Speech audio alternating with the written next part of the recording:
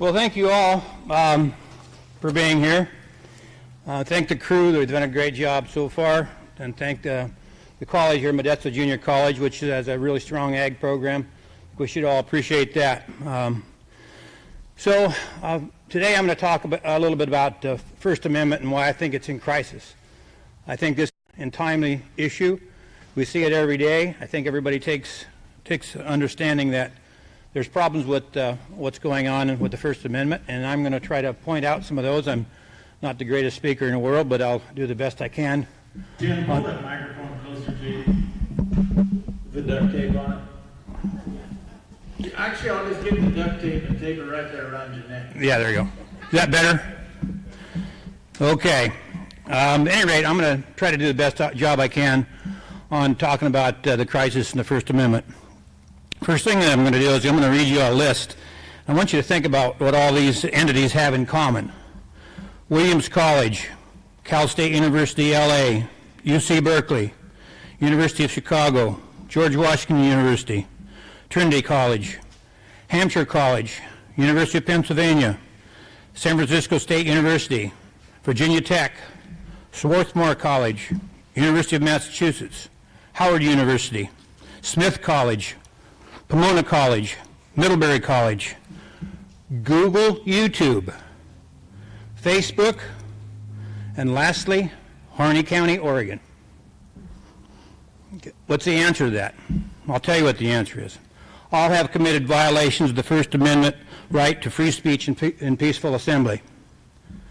I'll give you some examples of this. At Williams College, John Derbyshire, he's a specialist on immigration and national identity, and Susan Venker, an anti-feminist, were banned from speaking. This was from a student at the college there, a black, a Democrat, and a liberal, said about Derbyshire. The administration does not support political tolerance as much as it supports social tolerance. Our administration does an excellent job of making sure there's social tolerance on campus. People feel there's a safe learning environment. With regard to political tolerance, the idea of that regardless of what someone thinks, because we are in a democratic society, we are open to hearing views that thoroughly unsettle us. I don't think the administration does such a good job. I can't remember the last time the administration brought a speaker to campus who was not a liberal. Susan Venker, a self-described anti-feminist, wrote an op-ed for Fox News explaining why women are supposedly having such a hard time finding husbands, called Why Men Won't Marry You. There was a time when wives respected their husbands, she said, and she was banned as well. California State University of Los Angeles, Ben Shapiro. Critics slammed the conservative writer and claimed his proposed lecture about microaggressions, Black Lives Matter, and safe spaces was not a debate but an attack. The university revoked his invitation, later allowing Shapiro to come to campus after he threatened legal action. He said, "These aren't diversity warriors," Shapiro said, "these aren't diversity warriors, they're jackbooted thugs." University of Chicago, Anita Alvarez. The Cook County, Illinois State Attorney's speech was interrupted and did not continue because of both student and non-student protesters. Protesters claimed that Alvarez was responsible for the state violence against black and brown people in the city of Chicago. Hampshire College. The school revoked its request for the physician at Massachusetts General Hospital to give a commencement speech due to the students claiming that she could not directly address student concerns regarding racial issues and transphobia. Instead, Wong was replaced by activist Rena Gossett, who was chosen because her life and work engage the issues that have been raised by students around anti-blackness, transphobia, and sexual violence. The University of San Francisco State University, a gentleman by the name of Nir Barkat, a group of pro-Palestinian protesters forced the mayor of the city of Jerusalem to end an event early, and instead he had to convene later off campus with a group of students. Virginia Tech, Jason Riley, Wall Street Journal columnist. The professor who invited the Wall Street Journal columnist revoked his invitation over concerns of the controversy because he had written about race issues. Riley, who is black, also wrote a book in 2014 called Please Stop Helping Us: How Liberals Make It Harder for Blacks to Succeed. Didn't like him. Kevin Hassett from LA Times stated, in 2012, the top universities and liberal arts colleges were examined. Of those examined, of 184 invited commencement speakers were liberal. In 2013, 69 were identifiable, and the list had not been completed yet. Were identifiable as liberals. In 2012, only one Republican elected official was invited to speak at top 50 liberal arts colleges. There were no conservative speakers at Ivy League commencements and no conservative elected officials who spoke outside of the South. In the total of the top 50 colleges, 3 speakers were conservative, and 12 of the top 100 universities were conservative speakers. The results in 2013 are the same. By factoring all these things in, one study showed that liberals speaking at colleges outnumbered conservatives 6-1 across the board. A fellow by the name of Harry Inton wrote for 538, which is a subsidiary of ESPN, for the 2013 and 2014 commencement year. He writes, the top 30 universities in the country. As it turns out, I couldn't find a single clearly aligned Republican figure who spoke at any of these schools in the past 2 years. I don't know if you guys have heard of Prager University. Currently, Prager University has a lawsuit against Google for censoring the educational site's conservative content. And Laura Katz of the Globe staff writes, the normally peaceful campus of Middlebury College, with its mountain backdrop and elite reputation, was shaken last week after violent protesters shut down a talk by controversial conservative social science teacher Charles Murray and injured a Middlebury professor who was with them. They said, quote, this is more than a Middlebury problem, it's a problem across the country. There's a really great divide that people can't bridge, she said, an inability to debate differences constructively. Some of you have probably seen on the internet Diamond and Silk. Diamond and Silk are 2 black conservative women who have a blog on YouTube normally. A lot of times and they go to Facebook also. Facebook said to them, the policy team has come to the conclusion that your content and your brand has been determined unsafe to the community. You can see this crisis has been building and building and building for years to where it is today. Excuse me, my allergies are bothering me. I could go on with examples of this forever.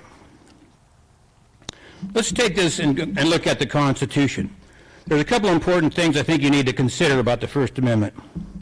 Benjamin R. Durker recently wrote an article about the Second Amendment and the distinction between natural and legal rights.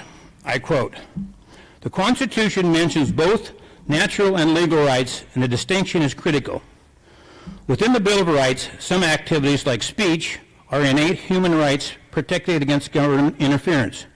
Other rights, like speedy trial, are legal rights, which are products of the structure of the Constitution created.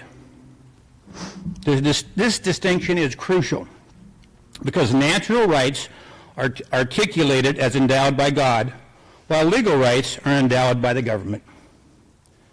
Let's look at the First Amendment in part by part. Congress shall make no law respecting an establishment of religion or prohibiting the free exercise thereof.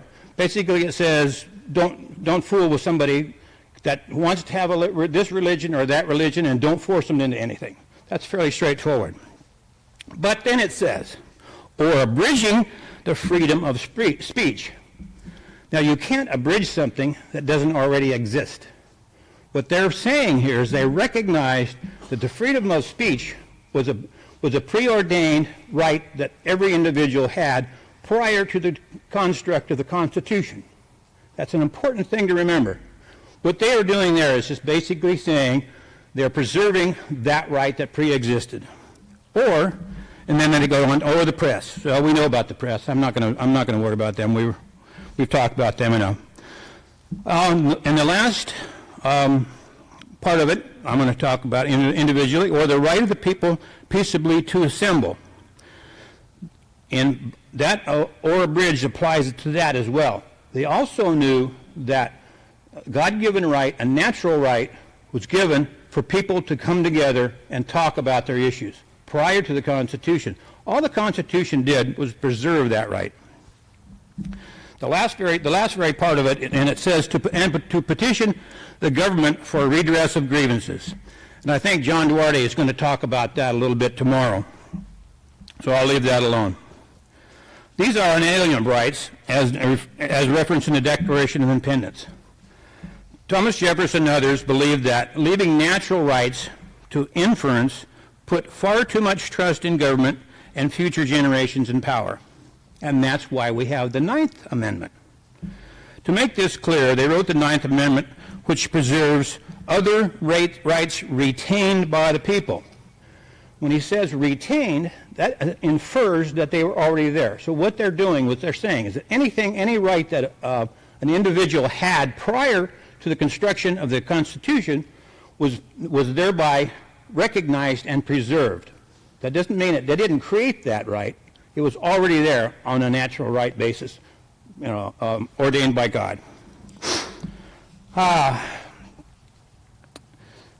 The ninth says, the enumeration of the Constitution of certain rights shall not be construed to deny or disparage other rights retained again by the people.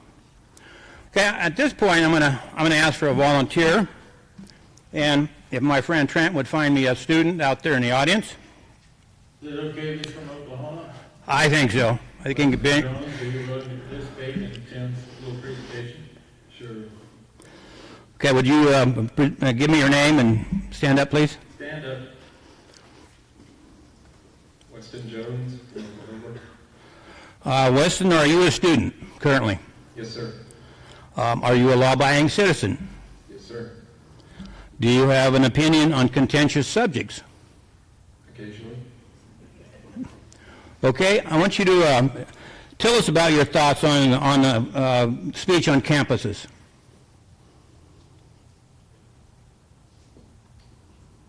That it should not be abridged. Stop right there. Take the microphone away, please. I don't want you to talk about anything else about that issue the rest of this weekend, okay? I just abridged your right to free speech, didn't I? That's how it feels. That's what it's like to have that microphone jerked away from you when you have an opinion about something and you feel strongly about it and you think that you have the right to talk about it. So just remember that feeling about when someone jerks that right away from you. I'm going to tell you our little story here. We had, Aaron just talked about Harney County a little bit, and I don't want to pound you guys with Harney County too much, but I'm going to tell you a story of one story I have in Harney County. In early fall of 2015, we had an issue coming before us in the community of Harney, and that was friends of ours, Dwight and Stephen Hammond, were getting ready to be sent off to jail. And the community was sort of beside themselves for the most part. We had some people came in from the outside and were trying to help us there. And at the request of Ammon Bundy, we had a town hall meeting where we formed a committee of safety. And that committee of safety consisted of 7 of us originally, and then one person dropped out.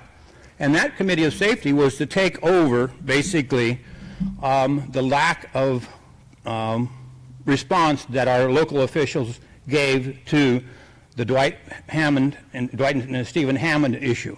And we got together and we formed this committee, and we drafted up some bylaws, we drafted up some founding principles, we drafted up some goals. We had really 2 goals at that point in time.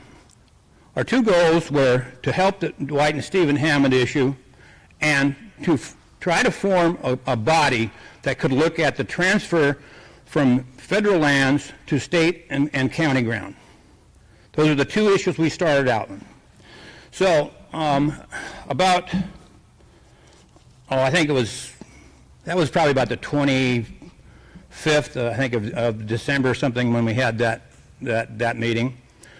And as you know, the occupation of the Malheur Refuge took place, I think it was on January 4th, or 2nd or 4th, I can't remember what the exact date, but whatever day that was, the occupation took over, and Dwight and Stephen were taken to jail the next day. So we said, wow, what do we do now? I mean, we're supposed to be forming this group that's going to try to take over the work that hasn't been done by our local officials to strengthen our county's right to protect our citizens. And we're looking at the abuses that have happened to the government, or happened to the ranchers by the government.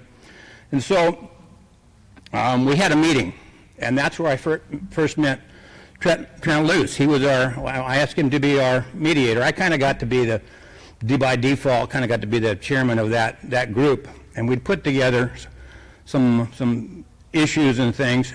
And this was about probably 5 or 6 days after the Malheur occupation had started. Our group was kind of split. We had this driving desire to help and to do the things that Ammon had talked to us about, but when they took over the refuge, we were kind of caught in a position where we didn't know exactly what to do or how to act. So we drafted up a letter. Basically, I drafted it up and the group signed on to it, saying, we would like you to leave the refuge. We understand what your point is. We thought we did. We probably didn't understand it in totality, but we felt we understood it good enough that we would carry out the message. So we had this meeting, and we put that on the table, and we had people coming in and out of the audience talking about the abuses and stuff that they faced with the BLM and the refuge and the other government agencies there. And it was a very, very productive meeting. It was very, very well attended. There's maybe 150 citizens there and maybe 50 different media venues. So it was very productive. And of course, I noticed at the time we had a spy amongst us from the county. Because the county is the ones that had dropped the ball on the Hammond case. Both the county judge and the county sheriff and the county DA. They had ignored the regressive grievances that Ammon and his group had put forward. They basically ignored everything that the citizens wanted.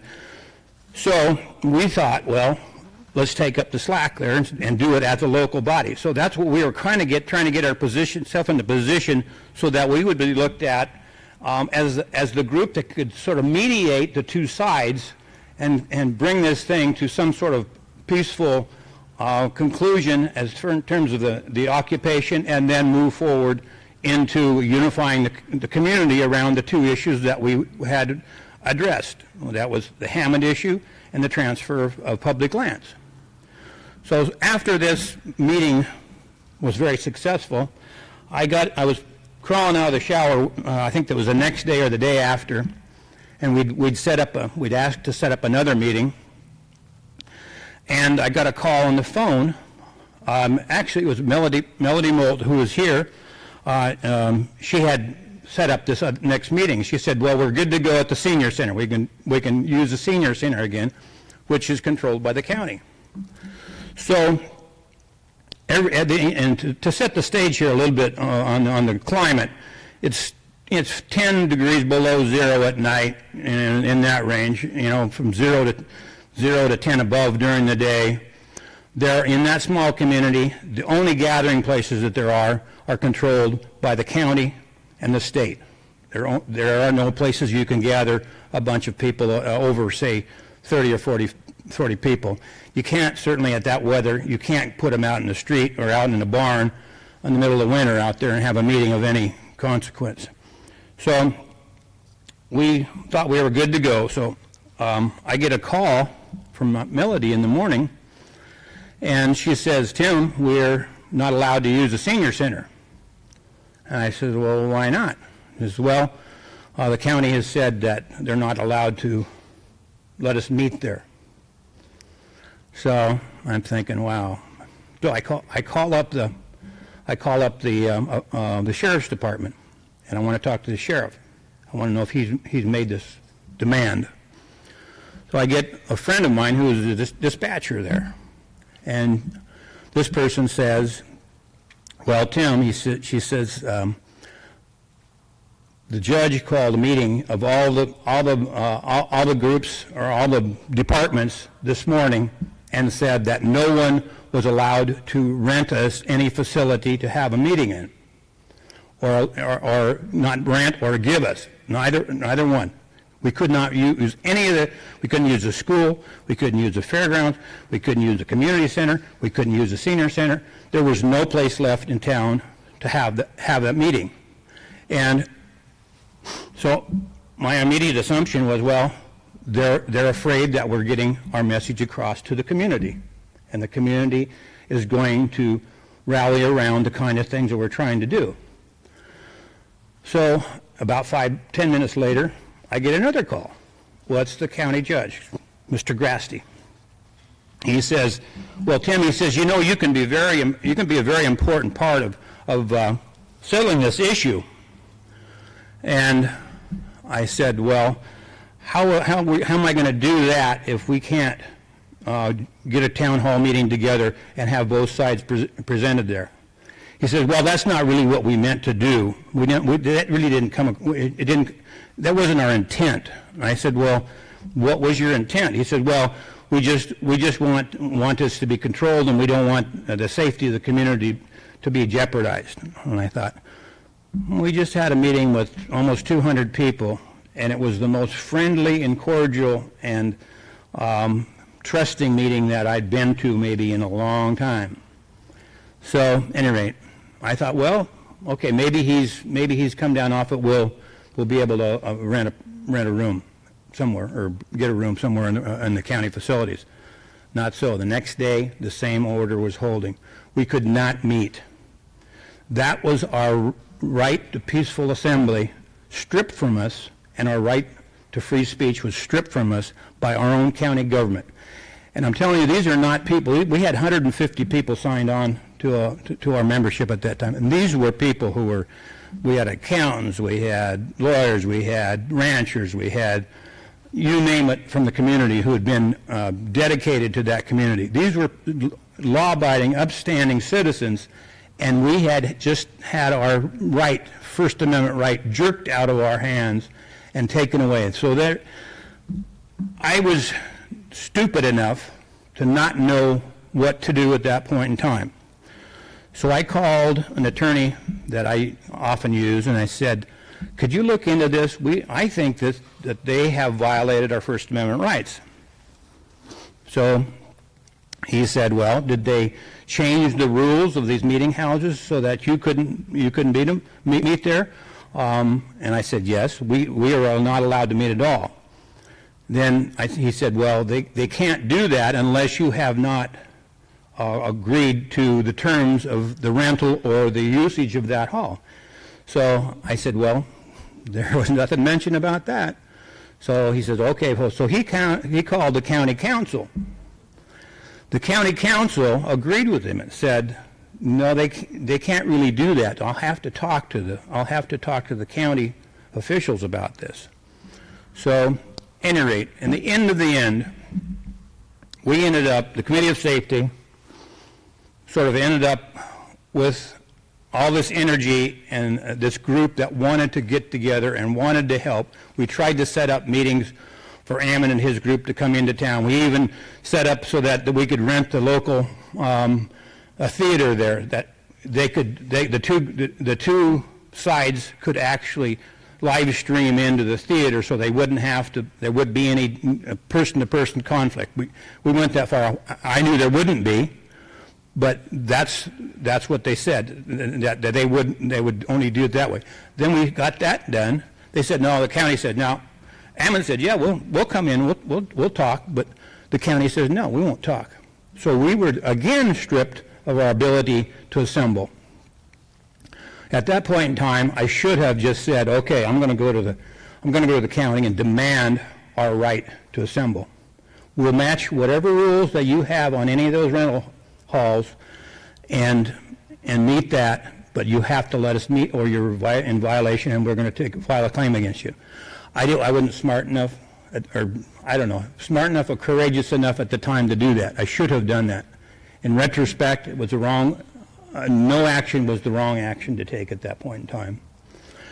So that's an example of how your First Amendment rights can affect you directly, even though you might be, the prime group in your community, the upstanding citizens, the local officials, and the higher government officials have that. They have that ability to strip you of your First Amendment rights, and when they strip you of that First Amendment right, they have stripped you of everything that protects any of the other Bill of Rights. If you can't talk about it with your fellow neighbors and can't get together with them, you have no power at all. They have neutered you completely. And that's what they did to us.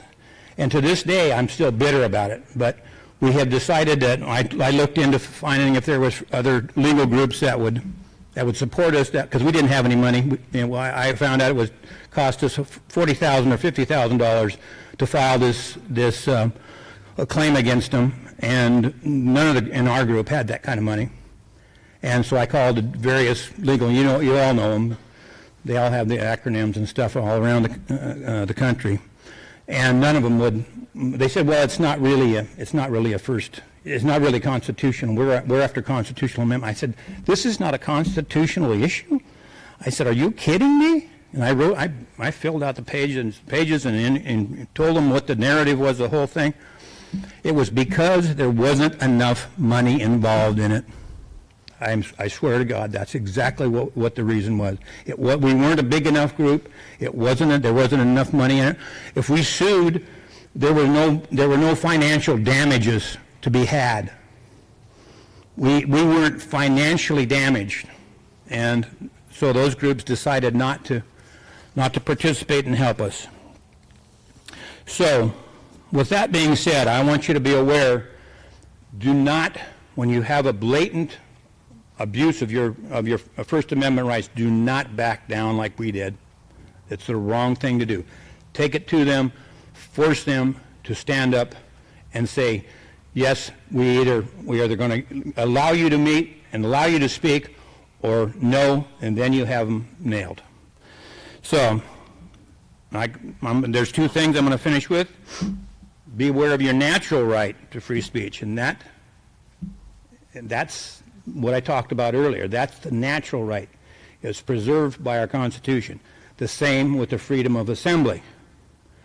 Second, educate others on the fact that natural rights are not meant just for the good times when everyone is getting along, but they are absolutely critical in times of conflict. That's when these rights become so important. The Constitution was simply written so as to assure preservation of those pre-existing natural rights.